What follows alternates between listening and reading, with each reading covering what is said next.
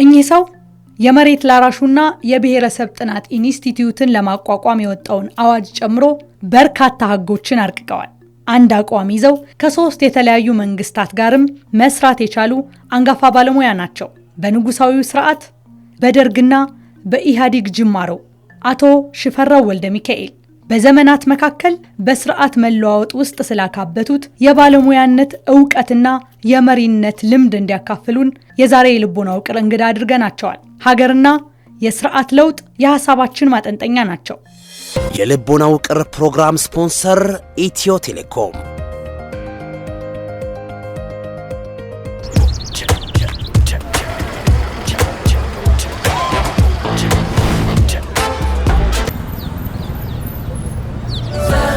ያሻዎት ባሉበት ሆነው በቴሌብር ሱፐር አፕ በኩል ዘመን ገበያ ላይ ሲያዙ ያዘዙት ዕቃ ደጆ ድረስ ከተፍ ይላል።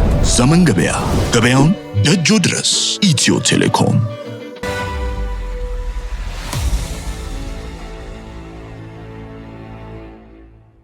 ጋሽ ፈራው የዝግጅታችን እንግዳ ሆኖ እዚህ ስቱዲዮ ድረስ ስለተገኙ በጣም እናመሰግናለን። እንኳን በደህና መጡ። እኔም እንደዚሁ አመሰግናለሁ ስለተሰጠኝ እድል።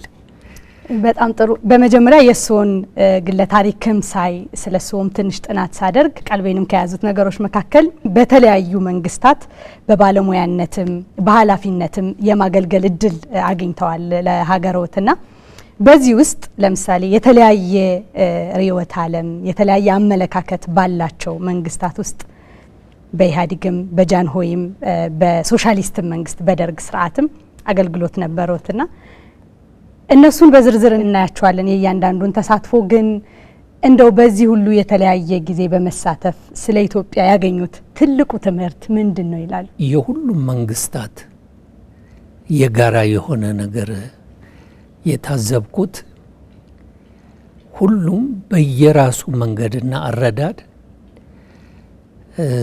አገርን የመውደዱ ነገር፣ የህዝብን የኑሮ ሁኔታ የማሻሻሉ ነገር የጋራ አረዳድ ይመስለኛል ያየሁት። ሌላ እንግዲህ ይሄ መንግስታት እንደዚሁ ሲፈራረቁ ራዕይ ይዘው ይመጣሉ። ነገር ግን እነኛ እንደው በህዝብ ጆሮ የገቡና ህዝብን ያስፈነደቁ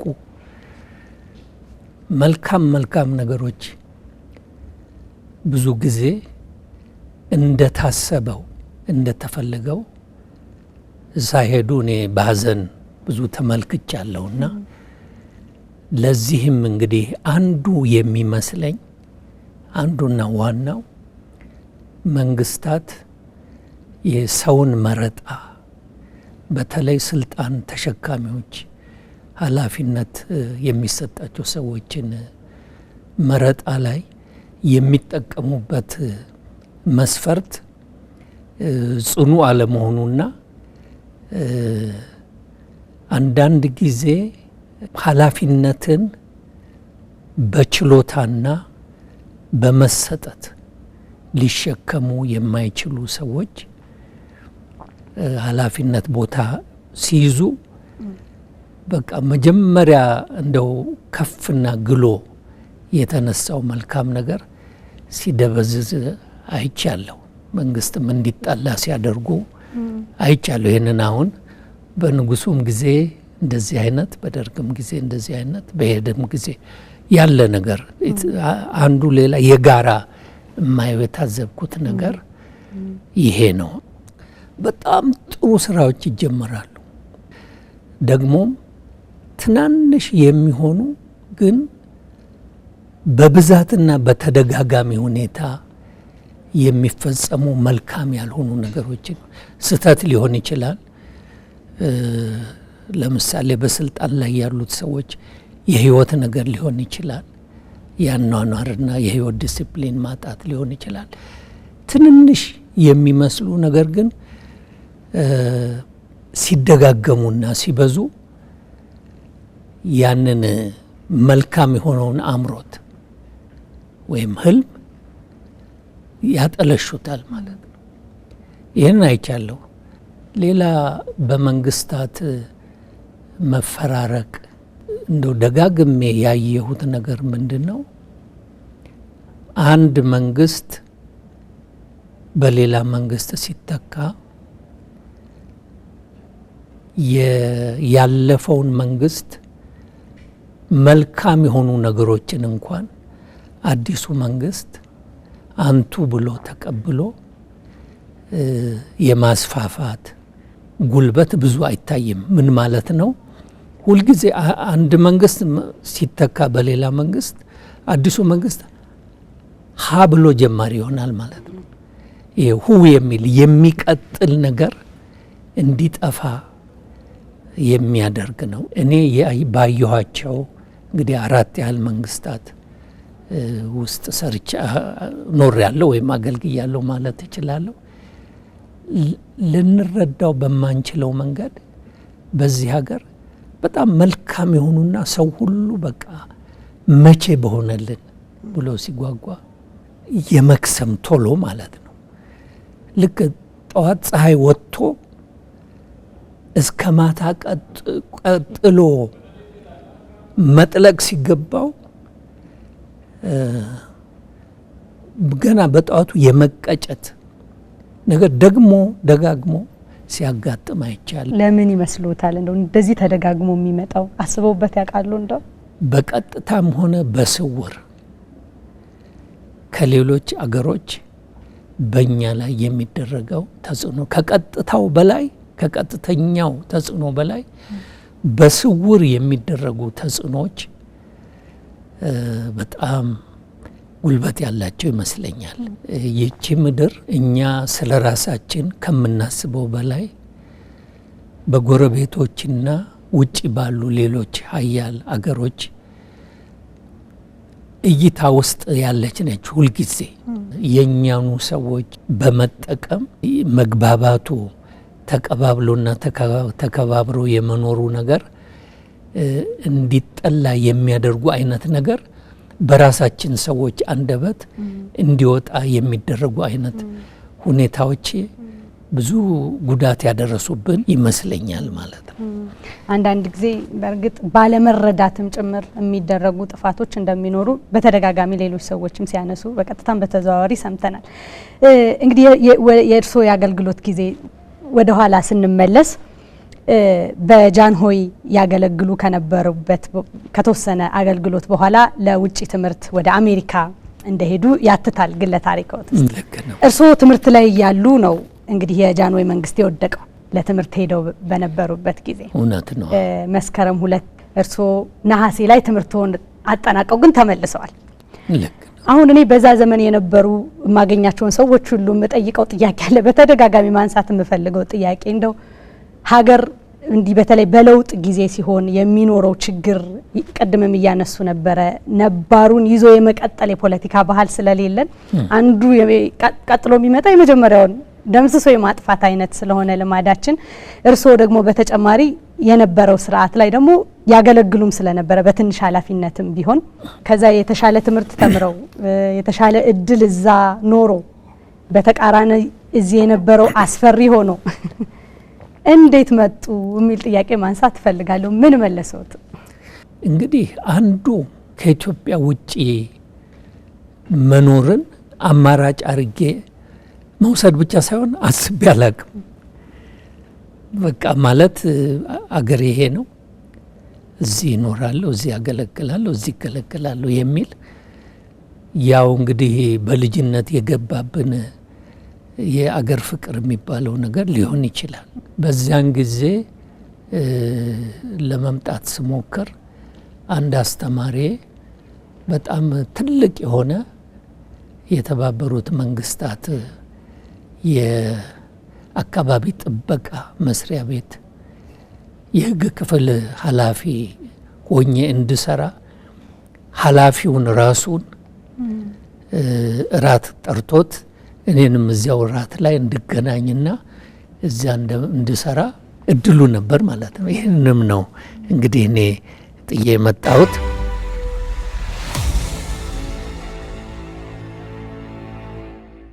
ስርዓትንና ሀገርን ነጣጥሎ ማየትም ብዙ የታደላችሁት ይመስለኛል። የዛ ዘመን ትውልድ ሀገሩን አስመልክቶ የነበረው የጠራ የሀገር ትርጉም ብዙ ብዥታ የነበረባቸው አይመስለኝም። መንግስታትንና ሀገርን ነጣጥሎ የማየቱ ነገር ብዙ ስለማይኖር እንደው ለዛሬ የሚተርፍ ትምህርት ይገኛል ብዬ ስለማስብ ነው። ያሁኑ ትውልድና የኛ በጣም የተለየ ነው። እኛ በእኛ ጊዜ ብዙ ነገር የሚታይ ስለዚህ በቃ ውበት ኖሮ በቃ እዚያ ወጥሮ የሚይዝ ነገር የሚሰማ ጆሮን ጎትቶ የኔሁን የሚል የድሎት የጌጥ የውበት እንዲህ አይነት ነገሮች እኛ ላይ ምንም ሽሚ አልነበራቸው። አሁን እናንተ እነኚህ ነገሮች ላይ ተጋፍጣቸዋል። ብዙ ነገር በቃ የኔሁን የሚል ነው። አትሄድ እዚሁን የሚል ነው። እዚህ ማለት ስፍራ ማለት አይደለም። ብዙ ነገር ይስባል ለማለት ነው። እኛ ያኔ መንግስት ባለው መገናኛ ብዙሃን ያው ሬዲዮ ነበረ፣ ቴሌቪዥን እንኳን በኋላ ነው የመጣው። እንደገና በትምህርት ቤት ኢትዮጵያ ከሁሉ የተሻለች እንደሆነች እንጂ የሌሎቹን አገሮች ሁኔታም ሪሊ በድምቀት የተረዳ ነው ያየ ነው አልነበረም። ማለት ሄደን እዚያ ውጭ ያየ ነው ማለት አይደለም በአብዛኛው የኢትዮጵያ ሕዝብ። ስለዚህ ልዩነት አለ ለማለት ፈልጌ ነው በእናንተና በእኛ መካከል። ግን ሌላው ያነሳሽው ነገር ይሄ አገርን ለምሳሌ አገርን ከሚመራው መንግስት ወይም ፓርቲ ለይቶ የማየት አንድ፣ ሁለተኛ ደግሞ እኔ መሰረታዊ የሚመስለኝ ከኔ ልብ አንጻር ማለት ነው። እኔ ለምሳሌ ሌሎች ባጌጡበት ሌሎች ባለሙት ሄጄ ከሚደላኝ እዚህ ሆኜ የምችለውን ለውጥ ማምጣት አለብኝ የሚለው ነው የሚከብደኝ። እኔ የኔን ህይወት የሚገዛው ይሄ ነው። ሌሎቹ ለፍተው ምን ብለው አካባቢያቸውን ሀገራቸውን አሳምረዋል። እኔ እዚያ የሚሄደው ለመጦርና በቃ አክቹአሊ እኮ ምንም ቫልዩ የሚጨመር እኮ ሴት የለም። እኔ በዚያ በመሄድ ኦልሬዲ እነሱ ብዙውን ስለሰሩት እና የኔ እምነት ምንድን ነው እኔ የምፈለገው እኔ ደግሞ መኖር አለብኝ ብዬ ራሴ ማስገደድ ያለብኝ ስራ ያለበት የሰው አይን በትምህርት የሚገለጥበት ጤናው የሚጠበቅበት መብቱን እንዲያውቅ የሚደረግበት ስራ በሽበሽ የሆነበት እዚሁ ምድር ነው እኔ መሆን ያለብኝ የሚል ነው የኔ አመለካከት ማለት ነው። እንግዲህ ብዙዎቹም እንደዚህ ይመስለኛል በዚያን ጊዜ የነበረው። ግን እኛ ከሰው ተለይተን ሳይሆን ቅድም እንዳልኩት አጓጊው ነገር ጉልበቱ ትንሽም ስለነበረ ነው ለማለት ነው። በዘመኑ የነበረው እንግዲህ አብዛኞቹን የሚያስማማ ትርክት መኖር እንደ ሀገር ትልቅ ጉልበት ይመስለኛል። የኛ ዘመን ዕዳ አንድም ብዙዎቻችን የምንቀበለው አሰባሳቢ የሆነ የምንለው አይነት ትርክት መፍጠርም ስላልተቻለ እሱ ከዛ በመለስ ያለውን ቅድም እርስዎ ዘመኑ ያመጣውንም ጣጣ ጨምሮ አንድ ላይ እንደዚህ አይነት ምሬቶችን እንዳመጣ ብዙ ሰዎች ይናገራሉ። ሌላው ጋሽ ፈራው የረዘም ያለ የሙያዊ አገልግሎት የሰጡበት የደርግ ዘመን ነው። 17 ዓመቱን ያክል አገልግለዋል። እንግዲህ እዚህ የአገልግሎት ጊዜዎት ውስጥ እርስዎ የፓርቲ አባል ሳይሆኑ በዘመኑ ቋንቋ ደግሞ የማይፈለገው ሃይማኖተኝነት ይዘው አማኝ እንደሆኑም እየታወቀ በሌላ መልኩ መንግስታት ጫና ሊያሳድሩበት እንደሚችሉ የሚታመነውን የህግ ስራ እየሰሩ መቀጠል እንዴት ነው የቻሉት የሚል ጥያቄም ተሰምቶኛል። እንዴት ነው አቻችለው ይህንን ማድረግ የቻሉት? በዘመኑ ከባድ ስለነበረ በዚያን ጊዜ ምንም ለራሳቸው የማያስቡ በከባድ መሰጠት የሚያገለግሉ ከወታደሮቹም ከሲቪሎቹም ነበሩ። እነሱን ራሱ እንዲህ አይነቶቹን ሰዎች ጥሎ ሌላ መንገድ መፈለግ በጣም ከባድ ነው። የነሱ ህይወት ራሱ ለኔ የሚመጣውን አስቸጋሪ ጫና ተቋቁሜ በቃ እዚሁ ምድር እንዳገለግል ማግኔት ነበር። በቃ ኃይለኛ የሞራል ተጽዕኖ የሚያስከትል በእኔ ላይ ማለት ነው። በቃ ይከፈል ዋጋው። አንዳንዴ ህሊናንም የሚያሰቃይ ነገር ቢሆን ይኑርበት፣ ነገር ግን ማገልገሉ የተሻለ ነው ያልኩበት ብዬ የቀጠልኩበት አንዱ ምክንያት ይሄ ነው።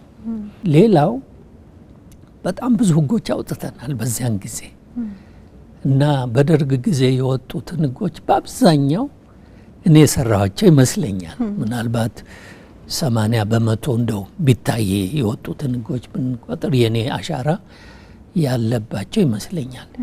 ብዙዎቹ ህጎች ምንም ኒውትራል ማለት ምንም የህሊና ጥያቄ የማያስገቡ ህጎች ናቸው ብዙዎቹ። ስለዚህ ይሄ አንዱ ነው ማለት ነው። በጣም ብዙዎቹ አሁን ህሊናን የሚያስጨንቁት የተወሰኑ ህጎች ነበሩ። እነሱን በሁለት መንገድ ተቋቁሚያቸው ነበር የሰራሁት። አንዱ በቃ አይ ይህንን እኔ ልሰራ አልችልም፣ ቅርም ቢላቸው ታሰርም ቢሉ ወይም ሌላ እርምጃ ምንም መቼም ሁልጊዜ ለሁሉ በዚህ እንኳን አትንጣብኝ ልንለው የሚገባ ነገር አለ ማለት ሞትም ቢሆን ማለት ያው ሞት ስለማይቀር ማለት ይህን ያህል መከበር ያለበት አይመስለኝም ሞትም ቢሆን እና አንዳንዱን እምቢ ያልኳቸው አሉ። እኔ እምቢ ብዬ በፍቅር በትህትና በቅንነት ማለት ነው በቃ እሱን ተውት ተብሎ ሌሎች እንዲሰሩ የህጎቹን ስም አልጠቅስም፣ ምክንያቱም የሌሎችን ወገኖች ስም ማጥላላት እንዳይሆን ብዬ ነው። ነገር ግን በመስራቴ ለኢትዮጵያ ህዝብ የተሻለ ነገር አረኩ ብዬ ያመንኩባቸው አሉ። ምን ማለት ነው? በጣም ከባዱን ነገር በክርክርና ደጋግሞ በማሳሰብ ከባድ ሊሆኑ የሚችሉት ነገር የሚረግቡበትን መንገድ በመፈለግ እና በማስረዳት በቀጥታ አንዳንዴ ደግሞ በሚደመጡ ሰዎች አማካይነት እንዲመከሩ እያረኩ እነኚህ ከባድ እንደው በህዝብ ላይ እንትን ያመጣሉ የሚባሉት እንዲለዝቡ የማድረግ ሚና በመጫወት የሰራኋቸው ስራዎች አሉ። እንደውም አንዳንዱ ቦታ ላይ ማስታወሻ አስቀምጣለሁ ይላሉ። ህጉን ትእዛዙን ፈጽምና ግን ይሄኛው እንዲህ አይነት ችግር ያመጣል፣ ይሄኛው ቢሆን ደግሞ እያልኩ ጉዳቱንም ጨምሮ በማስታወሻ መገንጠበት ነበር የሚል እሱ በመሰረቱ የደስደስ ከህግ ማርቀቅ አንፃር አጥብበን ብናየው የኮድ ኦፍ ኮንዳክት የህግ አርቃቂ የአሰራር መመሪያ አለ በትምህርት እኔን ተምሬዋለሁ። እዚህም ሎስኩል ህግ ትምህርት ቤት አስተምሬዋለሁ። መጽሐፍም አለ ቱዚት ማስተማሪያ ህግ ትምህርት ቤት እርስዎ የጻፉት? አዎ። እና የህግ የሚያዘጋጅ ሰው ታማኝ መሆን አለበት። ህጉ እንዲህ ይሁንልኝ ለሚለው ወገን እንዲህ አይሁንልህ ማለት መብት የለውም ህግ የሚያዘጋጀው ሰው።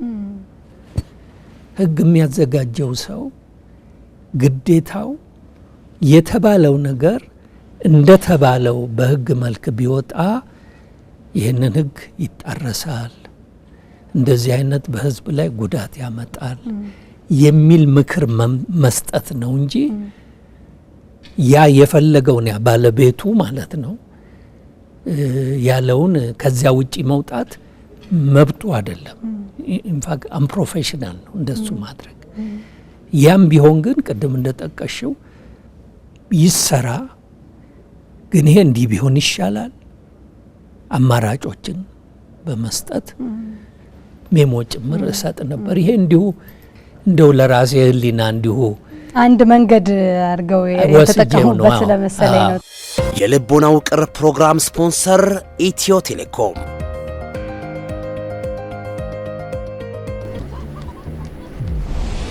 ለምን ነው መብራት ያልከፈተው? ያላላልኩም ነበር እንዴ? ስነ ስርዓት ይኑር እንጂ።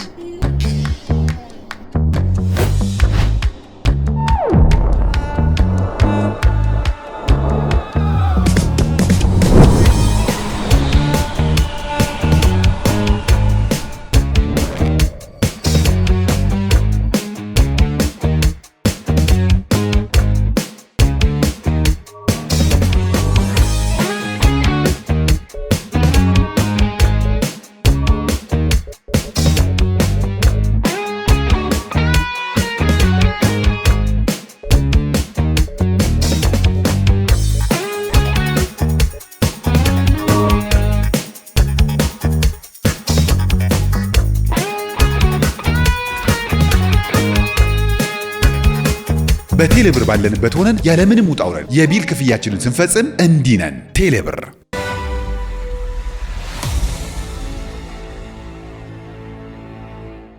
በዘመኑ የነበረው አማኝነትን ያለ መፍቀዱ ሁኔታ ከዛ የርሶ ደግሞ በዙሪያዎትም ያሉ ሰዎች የሚሉት አለ ጥብቅ ዲሲፕሊን ያለውት የሚያምኑበትን ነገር የሚያደርጉ ቅድም ያነሱትን የስራም ዲሲፕሊን ለመጠበቅ የሚተጉ አይነት ስብዕና እንዳለውት ስለሱ የተናገሩ ሰዎችም አንስተውት ተመልክቻለሁና ያንን አቋም ይዞ ከእንደዛ አይነት መንግስታትና ሰዎች ጋር መስራት መቻል ምናልባት ሌላ የሚጠይቀው ወይም ያደረጉት ነገር ይኖር ይሆን እንዴ ብዬ አስቤ ነበር። ምንድነው ይሄን ማነሳው በየዘመኑ በተለይ በተለያዩ መንግስታት 2-3 መንግስታትን በኃላፊነት በተለይ ማገልገልን አስመልክቶ አንዳንድ ሰው እንደ ስልጣኔም እንደ ብርታትም ሲቆጥረው እንመለከታለን። አንዳንዱ ደግሞ እንደ ክህደትም ጭምር ሲኮንነው ምን ሰማው ነውና ዛሬ የሚነሳ ስለሆነ ነገም የሚቀጥል ስለሆነ ጉዳዩ ስርዓት መንግስታት መቀየራቸው የማይቀር ነውና እርስዎ እዚህ ጉዳይ ላይ በግል ያለው አስተያየት ምንድነው? ህሊናውን ይዞ እስካገለገለ ድረስና ሙያውን አክብሮና አስከብሮ እስከሰራ ድረስ እኔ በጣም ተገቢ ነው ብዬ ነው የማምነው ማለት ነው። ምክንያቱም በተለይ አሁን የኛ አይነት አገር ልምድ ያለው ሰው ያስፈልጋታል። እንደው ፋይል እንኳን እኮ የት ነው የሚገኘው ብሎ የሚያመለክት አንዳንዴ ይጠፋል፣ ፍጹም ለውጥ ሲሆን ማለት ነው። እና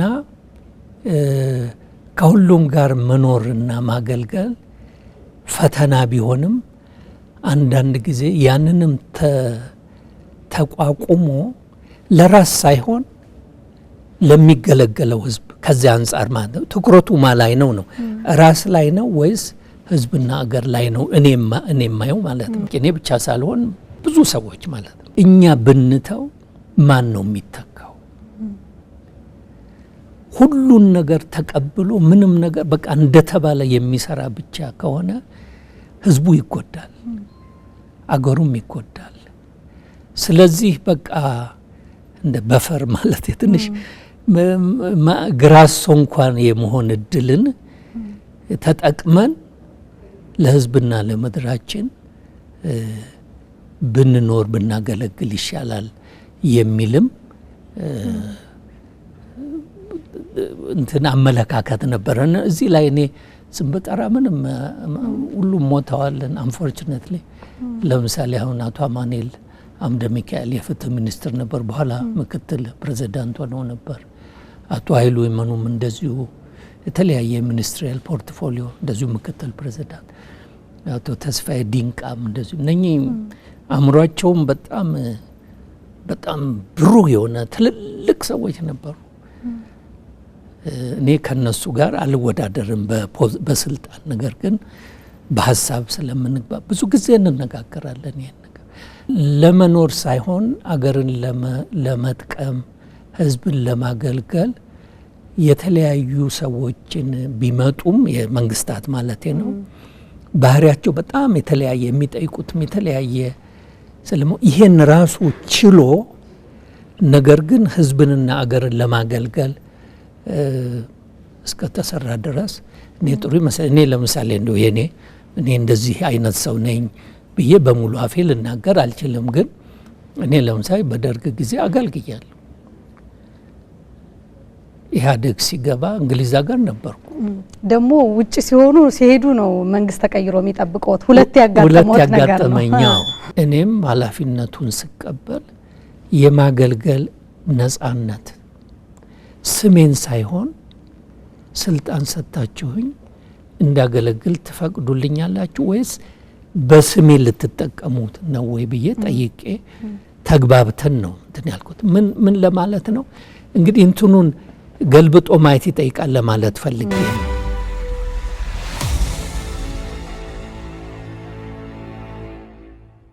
ከዚህ በፊት በነበሩት ንግግሮቻችን ስለ መንግስታት ስለ ስርዓት መለዋወጥ እያነሳን ነበረ። ግን በእኛ ሀገር ነባራዊ ሁኔታ ጋር ሽፈራው እንግዲህ አብሮን የቀጠለው ነገር ድህነት ነው። በሁሉም መንግስታት ዛሬም ድረስ ፈተና የሆነው ነገር እሱ በግሎት ከልጅነቶት ጀምሮ መጽሐፎትም ያትታል፣ ብዙ ተፈትነውበታል። ቤታችን ውስጥ በሽበሽ ከሆኑት ነገሮች መካከል ይላል እንደውም ከሌሎች በጎ ከፍቅር ከስነ ምግባር ጋር አብሮ የነበረው ነገር ነው ይላሉ ድህነት። ልክ ነው። ከዛ በኋላ ደግሞ በኃላፊነትም ደረጃ ያሉ ይሄ መጨረሻ ላይ የፍትህ ሚኒስትር በነበሩበት ወቅትም ይመስለኛል ሀገሮትን ወክለው ሌላ ሀገር ሄደው ደግሞ ያ የድህነት ጣጣ ሲያበሳጮት ምናምን እናያለን። ከልጅነት ጀምሮ በአዋቂነትም በኃላፊነትም ደረጃ በጣም እየተፈታተነውት ያለው ድህነት እንደ ሀገር ዛሬም ድረስ ያለንበት መሆኑ እና ያን ጊዜ ሄደው በናይጄሪያ የገጠመውትንም ስሜቱንም እስቲ የገጠመውትንም ነገር በራስዎት ያጋሩ። በጣም ያሳዝናል። አቡጃ ገና አዲስ እየተመሰረተች ነበረች። ሃይፐር ሂልተን የሚባል ትልቅ ሆቴል እዚያ ነበር ስብሰባችንን የምናደርገው እና በማግስቱ ወደ ጉባኤው ለመሄድ ያው ተሽከርካሪዎች ጋባዡ መንግስት ነው የሚመድበው እና ያው ሰዓቱ ሲደርስ ሁላችንም ከክፍላችን በር ላይ ቆመን ያው መኪና ሲመጣልን ባንዲራችን የተሰቀለበት መኪና እንገባለን ማለት ነው እና በጣም ብዙ መኪኖች መጡ። የአገሩን ባንዲራ እያውለበለቡ የኔም ባንዲራ የያዘ መኪና አላየው እና ወደ መጨረሻው ላይ አንድ ከመኪና መቃብር የወጣች ይመስለኛል አሮጌ ኦፔል ቀለሟ ብርማ ነው። ትዝ ትለኛለች በደንብ አሁንም ማያት አለው ማለት ነው። እሷ ላይ የኛ ባንዲራ እየተውለበለበ መጣ ማለት ነው እና ያው እዚያ ነጭ ጓንት ያደረጉ የሚከፍቱና የሚያስገቡ አሉ። ያቺ ትመጣ እኔ በር ላይ ስለቆመ እኔ ክፍል በር ላይ ስለቆመ ያው እንድገባ ከፈተልኝ። ያው እሱ ሲከፈት ደግሞ እኔ የመኝታ ክፍሌን በር ከፍቼ ወደ መኝታ ክፍሌ ገባው ማለት ነው። በጣም አዝኜ ማለት ነው። ስለዚህ ድሃ ለሆነች አገር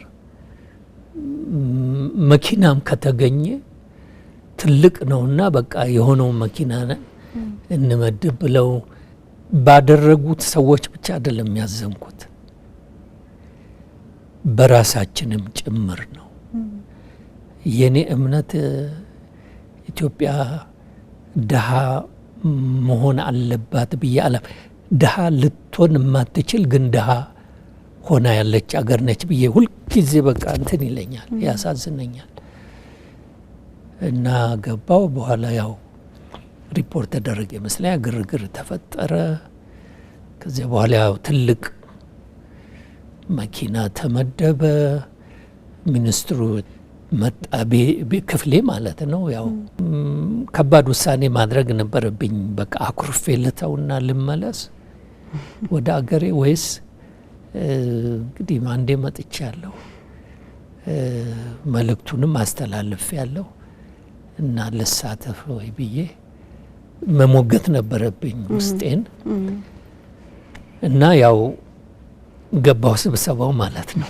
ሌላ ስሙንም አልጠራው መስሪያ ቤት ያሰረችበታለሁ። ዓለም አቀፍ ቢሮ በሚሰሩበት አገሮች ስም የተወሰኑ ክፍሎች ተመድበዋል ያየሁት ማለት ነው። እና አሁን ቡሩንዲ፣ ሩዋንዳ፣ ኬንያ፣ ዩጋንዳ እንደ ምሳሌ ነው። ስትገቢበት በቃ ጥሩ ሰፊ ምናምን የሆኑ ክፍሎች ነው የተመደቡላቸው። በእኛ ምድር ስም የሰየሟት ያለምንም ማጋነን ማለት ነው። አንድ ሰው ከገባ በኋላ በሩን ለመክፈት ያ ሰው ፈቅ ብሎ መቆም አለበት ሁለተኛ ሰው እንዲገባ። እንዲህ አይነትና እዚያም አጋጥሞኛል። ይሄ ድህነት የሚባለው እኔ በሄድኩበት ይገጥመኝ ነበር በመንግስትም ሆኜ ወይም በሌላ ስራና ድህነት መጥፎ ነገር ነው። እንደው እህል አለመብላት፣ ጌጠኛ ልብስ አለመልበስ፣ ጥሩ ቤት አለመኖር ብቻ አይደለም። ስም አጥፊ ነው፣ ቅስም ሰባሪ ነው። ስለዚህ ምድሪቱ እና ህዝቡ እንደው መዝመት ያለበት ማወጅ ያለበት ጦርነት ቢኖር ሌላውን ሁሉ ትቶ እዚሁ ድህነት ላይ ነው እኔ ማምነው። ጥሩ ጅምሮች እየመጡ ነው፣ እግዚአብሔር ይመስገን። ግን እንዲህ አይነት በጣም መጥፎ ነገር ውስጥ ብዙ ኖረናል ለማለት ፈልጌ ነው። እንደው በግል ራሱ ቢያዩት ልጅነቶትንም የፈተነ ከዛ አሁንም ዛሬም የጡረታ እድሜውም ላይ እንደዚህ የሚሉት መሀልም ላይ እንደው ማንወጣው የሚመስለው ነገር ደግመን ደጋግመን እዛው የምንሆንበት ምክንያት እንደው ምን ይመስሎታል? የህይወት ልምድም ስላለው በዛ ውስጥ እንደው እኔ ደስ ይሄ በጣም ጥሩ ጥያቄና ከባድ ጥያቄ ነው። ግን አይ ቲንክ ድህነት ራሱ ሲኖርበት እኮ ድህነት አይመስልም፣ ይለመዳል ማለት የተለመደ በቃ ቀላል ነገር ተደርጎ ይሄ በጣም ሰውን ከሰውነት የሚያዋርድ የዓለም ህዝብ ዝቃጭ የሚያደርግ ባለብዙ አእምሮ ባለጸጋ የሆኑ ልጆቻችን የተጨራመተ አእምሮና አመለካከት ይዘው እንዲያድጉ እያደረገን ያለው ነገር እንደ ከባድ ነገር እንዳናየው አንዱ መለመድ ይመስለኛል። መለመዱ ራሱ ማለቴ ነው። ሲለመድ በቃ ነገር እኮ ምንም ችግር የለም። ለምን የሚለው ነገር በትምህርት ቤታችንም ሆነ በእምነታችን ብዙ ስፍራ የለውም እኮ ለምን የሚለው የዚህ የሪፍሌክሽን የማሰብ ባህላችን ብዙ አለመሆኑ እንግዲህ አንዳንድ ነገር አለበለ እንዲህ ቢታሰብ እኮ የምንረግጠው ውስጥ ብዙ ነገር የላሊበላ ህንፃ እንደማለት ነው። መሬት ውስጥ እኮ ነው ያልተለመደ ነገር ማለት ነው። ከመሬት በላይ አይደል የሚሰራው ህንፃ። ላሊበላ እኮ መሬት ውስጥ ነው የሰራው ማለት እንዲህ አይነት ነገር የማሰላሰል እንትናችንም ደካማ ይመስለኛል። ግን ይህን በጣም የተሻሉ ሰዎች አሉ። እኔ ብዙም በዚህ መስኪ አይደለም፣ ግን እንዲሁ ለማሰብ ሞክራለሁ ማለት ነው። በጣም ጥሩ። እንግዲህ ሌላው እርስዎ ብዙ እንደሚያስቡበት የሚናገሩት ነገር ተተኪ የማፍራት በስልጣንም በኃላፊነትም ተተኪ የማፍራት እና የማሻገርን ጉዳይ ነው። እንደውም አንዳንድ ቦታ ስራ በጀመርኩበት ጊዜ ነው ተተኪ የማዘጋጀው ይላሉ። የጀመርኩ ሰሞን እኛ እንግዲህ በዚህ በኩል ብዙ የበረታንበት አይመስለኝም። እንደውም የብዙ ችግሮቻችን ምንጭ አንዳንድ ጊዜ ኃላፊነትን ስልጣንን ላለማስነጠቅ ለመጠበቅ ሁሉ የሚመስሉ ናቸው። እንደውም ኢትዮጵያ ውስጥ አብዛኞቹ ግጭቶች ከስልጣን ጋር ተያይዞ ለመንጠቅ ለመጠበቅ በሚል የተደረጉ ናቸው። ጥናቶቹም እሱን ነው የሚያረጋግጡትና ብዙ ዋጋ የከፈልንበት ነው እንደ ሀገር። በአስተሳሰብም ደረጃ ምን ያህል እንዳሰፋ ነው እርግጠኛ አይደለሁም። እርስዎ በተለየ መንገድ እንደሚያስቡበት ትኩረት እንደሚያደርጉ ያስቀምጣሉ። ከየት መጣ ይሄ ማይንድ ሴት በራሱ የሚለው የመጀመሪያ ጥያቄ ነውና እንዴት ነው እዚህ ጉዳይ ላይ በተለየ መንገድ ማሰብ የጀመሩት? ይሄ መተካካት እኔ ቅብብሎሽ የሚለውን ቃል መመርጠው፣ ግን በመተካካት እንሂድ ላንቺ ብዬ ማለት በሱ ቃል መጠቀም ይችላል። ምንም ችግር የለውም። ምንድነው በቃ ለኔ ተፈጥሮ የሚያስተምረኝ ዋናውና አንዱ ነገር የመተካካት የፍጥረት ድርና ማግ እንደሆነ ነው። ማለት ራሱ ተፈጥሮ ጽንሰ ሀሳቡ እነኚህን ይዞ የሄደ ነው የሚመስለኝ። ይሄ እጽዋትንም ብታይ ይሄን በደንብ ነው የሚያስተምሩት። እንስሳትማ በደመቀ ሁኔታ ማለት ነው። ለምሳሌ አሁን አንድ አበባ እንደዚህ ብንወስድ ልክ ከመሬት እንደወጣ የማደግ ትግል የመኖር ትግል እንትን ፈተናዎችን ካለፈ በኋላ በቃ ማቹር ሲሆን ማለት በቃ የጠነከረ ሲሆን እንደ ዝርያው ማለት ነው። ወይ ከስሩ ይወጣል ወይንም ያ የሚያድገው ያብባል። የውበት እንትን ማለት ነው። የፍሬ ማፍሪያ ከዚያ ፍሬ ያፈራል። ፍሬ ካፈራ በኋላ ውበቱም ጉልበቱም የሱ ይደክማል። ያ ፍሬው ደግሞ እሱን ይሆናል። በዚህ አይነት የማይሄዱ ከስራቸው ነው የሚያቆጠቁጡት። ይሄ እኮ በቃ ምንም እኮ ግልጥ ያለ መተካካት የምንለው ነው እኮ የሚያሳየው። ያለዚህ ህይወት የለም። ልደትና ሞት ማለት እኮ መተካካት ማለት እኮ ነው። ምንም እኮ ይሄ ፈረንጆች ዘራቲንግ ወንዶ በጣም እኮ በግልጽ የተጻፈ ነገር ነው። እኔ እሞታለሁ እንዳልሞት ከፈለኩ መተካት አለብኝ ማለት እኮ ነው። ይሲ የኛን በማርዘም አይደለም እኮ መኖር፣ እኛን የሚተኩትን በማዘጋጀት ነው ማለት ነው። ኢንፋክት በእንትኑ እኮ በቃ ሰው እኮ ስለሞተ አይደለም የሚሞተው። ሰው የሚሞተው እኮ እሱ ያደርግ የነበረውን ቢያንስ እሱ ይሰራው የነበረውን ነገር ሊሰራ የሚችል መተካቱን እርግጠኛ ሲሆን ነው። ግን ይሄም ራሱ ልክ አይደለም። ከሱ የበለጠ ከኔ የሚቀጥለው እኔ ትከሻ ላይ መቀመጥ አለ። ልጆች ይዘን ኮኮ ይዘን ከኛ ይረዝሙ ነው ያለው። እንግዲህ እነኚህ አይነት አመለካከቶች እኔ ከየት አመጣው ብትኝ አላውቀውም። ግን ተፈጥሮ አስተምሮኛል አሁን ለመግለጥ እንደሞከርኩትና ራስንም መካድና ማበላሸት ይመስለኛል ተተኪና ለማዘጋጀት። ስለዚህ ለኔ አሁን ይሄ የቅብብሎሽ ወይም መተካካት የሚለው ጽንሰ ሐሳብ ህይወቴ የተረታለት የወደቀለት ነገር ነው። እኔ ሰው ስቀጥር ሁለት ዋና መስፈርቶች አሉ። አንዱ ቅን ልብ፣ ሁለተኛው ኮረኮንች አእምሮ። ምን ማለት ነው?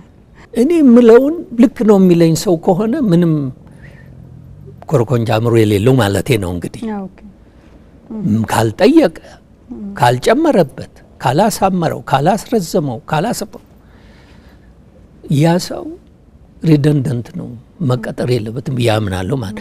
ኮረኮንች አእምሮ ስል የሚቀርብለትን ነገር ወይም የሚጠይቀውን ነገር ለምን ይሄ ሌላ አማራጭ መንገድ የለም ወይ?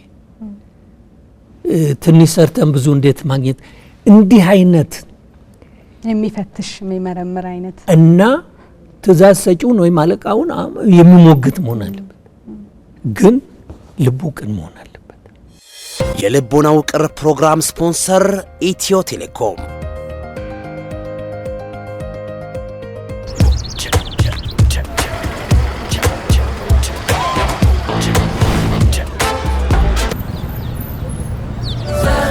ያሻዎትን ባሉበት ሆነው በቴሌብር ሱፐር አፕ በኩል ዘመን ገበያ ላይ ሲያዙ ያዘዙት ዕቃ ደጆ ድረስ ከተፍ ይላል። ዘመን ገበያ፣ ገበያውን ደጆ ድረስ። ኢትዮ ቴሌኮም።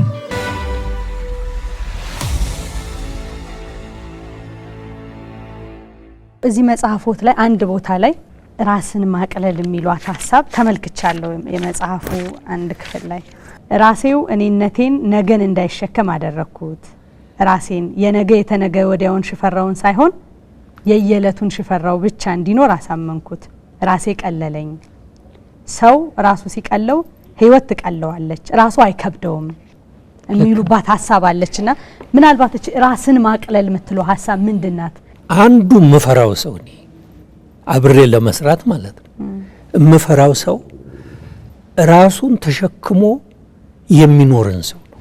የሚያየውም የሚያስበውም የሚያደርገውም የሚወስነውም ራሱን ይዞ የራሱን ፍላጎት የራሱን ኢንትረስት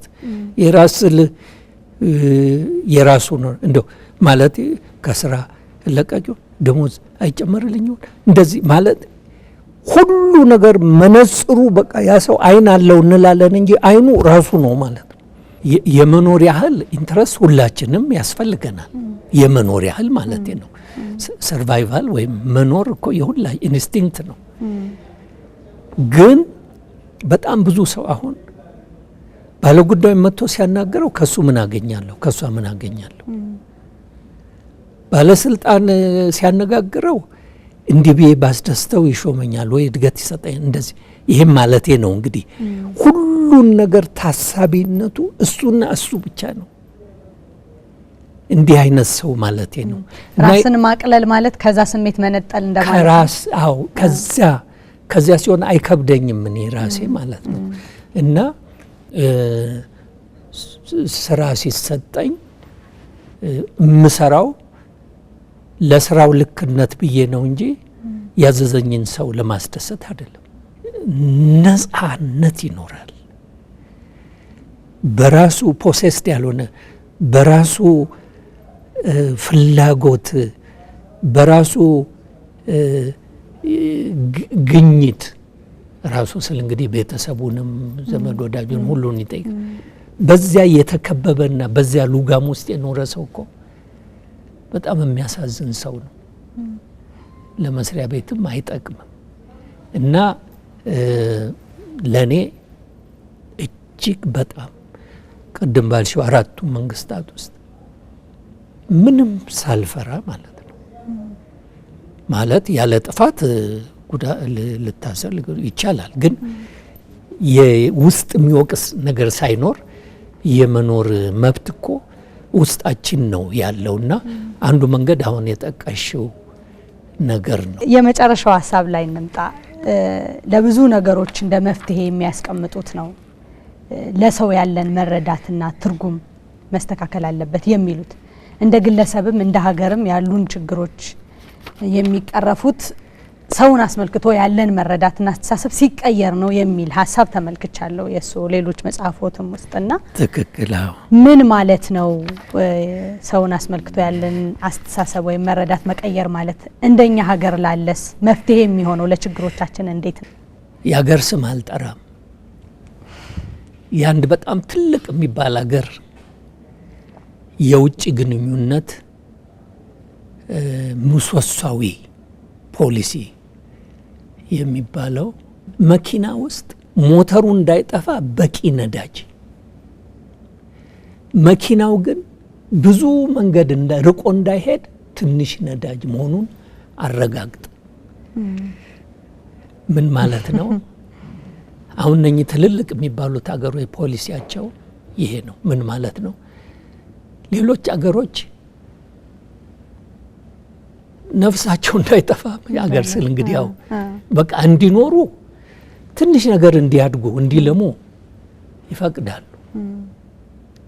ነገር ግን በቂ ነዳጅ ተሰጥቶ መኪናው ረጅም መንገድ እንዳይሄድ አይነት ደግሞ በምንም ተአምር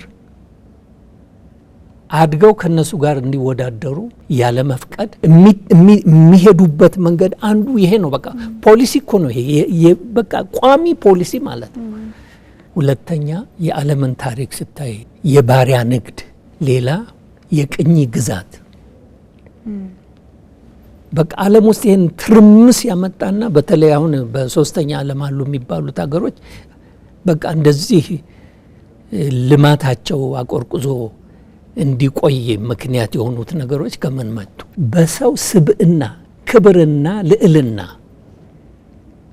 መታመን የመንግስታት ምሰሶዊ ፖሊሲ ቢሆን ኖሮ ማለቴ ነው እንግዲህ ይሄ ዋና ታሳቢ ቢሆን ኖሮ አክቹአሊ እኮ የዓለም ሁኔታ 100% የተለየ ነበር የሚሆነው ማለቴ ነው።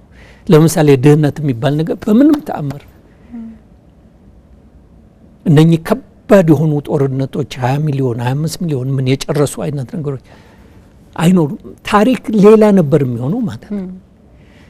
እና ይሄ ሀሳብ በጣም በዓለም አቀፍ ደረጃ ነው አሁን የተናገርኩት። በእኛ ምድርም ይሆን ሰው ሌላውን ሰው በሰውነቱ እንደራሱ የሚያይበት እድገት የሚያይበት አቅምና ጉልበት ያለው ከሆነ እኮ አሁን በእኛ ምድር አሁን በዚህ በብሔር የፈሰሰው የሰው ደም የወደመውን ንብረት እነኚህ ነገሮች እኮ እኔ ይኖራሉ ያልገምትም ማለት ነው። የማናቸውም ትምህርት መሰረት የማናቸውም የኢኮኖሚ ልማት መሰረት እንደው ገበር ማለት ነው። ይሄ ነገር መሆን አለ። ይሄን ነገር ህዝብ እንዲማረው እንዲያውቀውና ወደ ማቹሪቲ ሰው ማቹር የሚያደርገው ሌላውን ሰው እንደራሱ ሲያይ ነው። በኔ የኔ እንዲህ ነው እኔ ማምነው። ሰው የመምረጥ ነጻነት አለ ወይ? ማን ነው ይሄንን አቅምና ጉልበት የሚሰጠው እንደዚህ እንዲያስብ የሚያደርገው ማለት ነው? የሚያደርገውማ ቤዚካሊ ሰውን ትምህርት ነው። ይሄንን አገርንና ህዝብን የመምራት ኃላፊነት ያለባቸው አካላት በቃ የትምህርት ንጣፍ ማለት ነው። ሌላው ነገር እዚህ ላይ ነው መነጠፍ ያለበት። ሰውን ሳይ እኔ ራሴን እዚያ ሰው ውስጥ ማየት አለብኝ። ያ ሰው እኔን ራሱ ውስጥ ማየት አለበት። እንደዚህ ሲሆን የመጣላቱ፣ የመሰዳደቡ፣ የመገዳደሉ፣ ያለመተማመኑ ይጠፋል ብዬ አይደለም። በጣም በጣም በጣም ጉልበት አልባ ይሆናል። ያለውን ሁኔታና አመለካከት ግን እንዲጠላው ማድረግ ያስፈልጋል። ሰው አንድን ነገር ካልጠላው ካልተንገሸገሸ በዚያ ነገር የለውጥ መሰረቱና ጉልበቱ መንገሽገሽ ይመስለኛል። አንዱ ዊንግ ማለት ነው። ሰውን እንዲህ በሃይማኖቱ ምክንያት ጠልቼዋለሁ፣ በቋንቋው ምክንያት ጠልቼዋለሁ፣ በብሔሩ ምክንያት ጠልቼዋለሁ እንደዚህ ብለን ማሰብን ህዝባችን እንዲጠላው በቃ እንዲተፋው እንዲንገሸገሸውና ሰውን ደግሞ ክቡርና ልዑል መሆኑን እንዲህ አይነት አመለካከትን ደግሞ እንዲንገበገብለት ይሄ መንገብገብና መንገሽገሽ ምለው ነው። ይሄ ማለት ነው የሚያንገሸግሸንን ነገር አጤኒ ኮስት ምንም ይሁንን አንፈልገው። የምንንገበገብለትን ነገር ደግሞ የሚያስፈልገውን ዋጋ ከፍለን የኛ እናደርገዋለን። እና በዚህ አሁን ይሄ የሰው ተመኑ ስንት ነው የሚለው መጽሐፍ የጻፍኩበት ምክንያት የኛ አፍ መፍቻ ቋንቋ ሰው ክቡር ነው። ምንም ይሁን ምን፣ ወንድ ይሁን ሴት፣ ትንሽ ይሁን ትልቅ፣ ብሔሩ ምንም ይሁን ምን ሰው ክቡር ነው።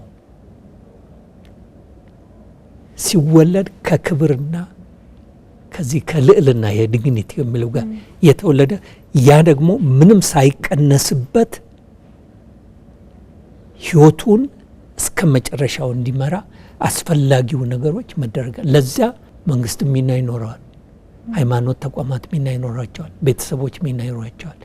ከሁሉም በላይ ግን አሁን የምንለውን አይነት ከፍታ ያለው ህዝብ ፈጥረን የህዝቡ ራሱ አድራጊም ተደራጊም ይሆናል ማለት ነው። በጣም ጥሩ። መንገሽገሽ ሲሉ ቅድም ጋሽ በራው ያለፍንባቸው የመለያየት፣ ያለመተማመን፣ የመጠላላት፣ የመከፋፈል ጊዜያት አይበቁም ወይ እያልኩ ነበር አእምሮዬ ውስጥ። ለመንገሽገሽ አልተንገሸገሸም ወይ ሰው አሁን በእነዛ ሁኔታዎች? መቼም ጸሎቴ ነው። ግን ምንድነው የሚያንገሸግሽ ደረጃ ህዝቡን ያደረስ ነው አይመስለኝም። ዋናውና ዋናው ትምህርት ቤት፣ ቤተ እምነቶች ስል እኔ አሁን ቤተ መስጊድም ቤተ ክርስቲያንም ማለት ነው። እና እናቶች፣ ቤተሰብ አሁን እናት ሕፃን ልጇን ስታጠባ አንዱ ልጇን ልትባርክበት ልትገነባበት የሚገባው ቋንቋ አሁን የምንለው አይነት መሆን አለበት ማለት ነው። አንተ ክቡር ነህ፣ አንተ ልዑል ነህ። ሌሎችም ሰዎች የምታገኛቸው ክቡራንና ልዑላን ናቸው፣ ልዕልና ያላቸው ናቸው። ምን ማለት ነው? ብዙ ስራ ይጠይቃል። እዚህ ላይ ጉልበት መፍሰስ አለበት፣ ጊዜ መፍሰስ አለበት። ያሉን ጠንካራ ጭንቅላቶች እናንተ መገናኛ ብዙሃን እንዲህ አይነት ነገር ያስፈልጋል ማለት ነው። ለዚህ ነው እኔ ይህን መጽሐፍ የሰው ተመኑ ስንት ነው የሚለውን የጻፍኩት። በጣም አመሰግናለሁ ጋሽ ፈራው ለጊዜዎት ለሰጡን ሀሳብ። በጣም ትልልቅና ሰፊ ሀሳቦች ናቸው። በሌላ ጊዜ እንደምንገናኝ ተስፋ አደርጋለሁ። በድጋሚ በስፋት እንደምንነጋገርባቸው አምናለሁ። እኔም እጅግ አመሰግናለሁ ስለተሰጠኝ እድል። በጣም አመሰግናለሁ። አሜን።